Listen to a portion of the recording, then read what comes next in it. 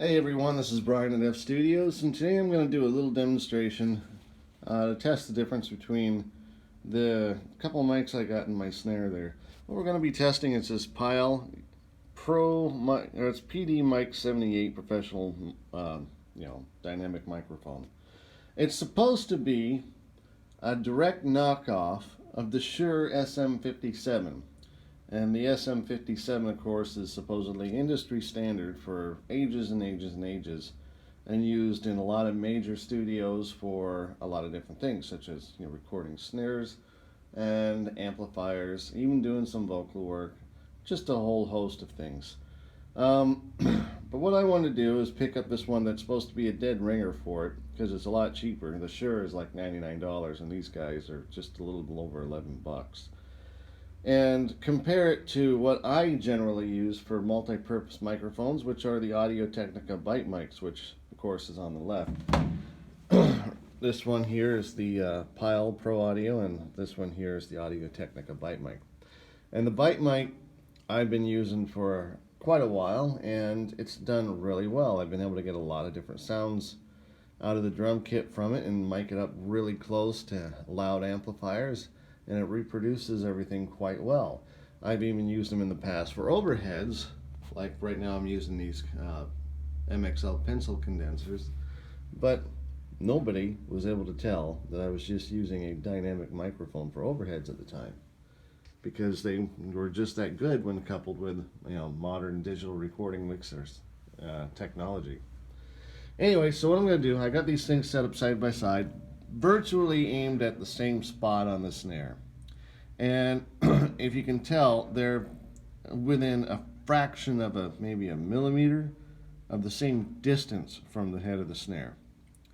So I'm going to be playing those, recorded onto two separate tracks on the AW4416 here, and just see what they sound like, if they sound different or the same or whatnot, because I think they're not really going to have much of a difference at all, if anything, that's discernible between the ears of the average listener. And I've already taken the time to set them up so that they come through the same level. The Technica is actually not quite as hot as the Pyle. The Pyle doesn't take as much gain on the preamps there to get the same kind of volume levels out as the Technica does. So I'm really interested to see what's going to happen. I'm just going to play around the snare. I'm not going to bother with the whole kit, and we'll see what happens in the end. Anyway, let's check it out.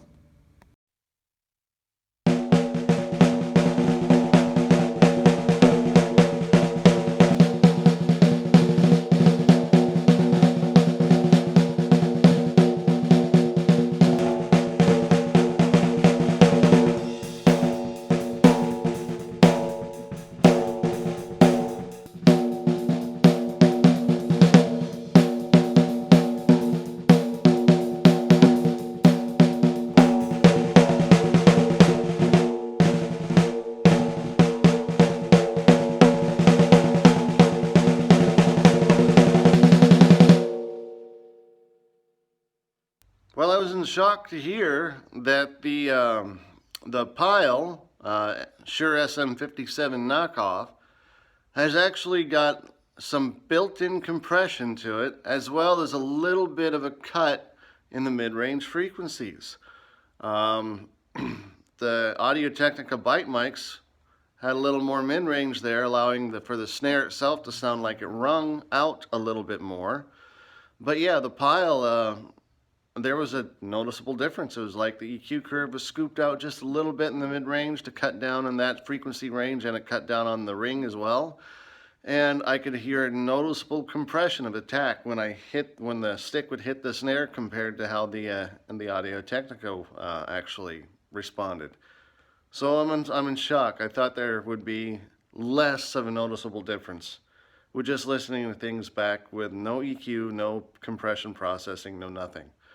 But anyway, nice little experiment. We'll try it out on one of the next albums or music projects that we work on and see if it comes through any better than what we usually make the Audio-Technica sound like. All right, this is Brian in F Studios. We'll see you guys later.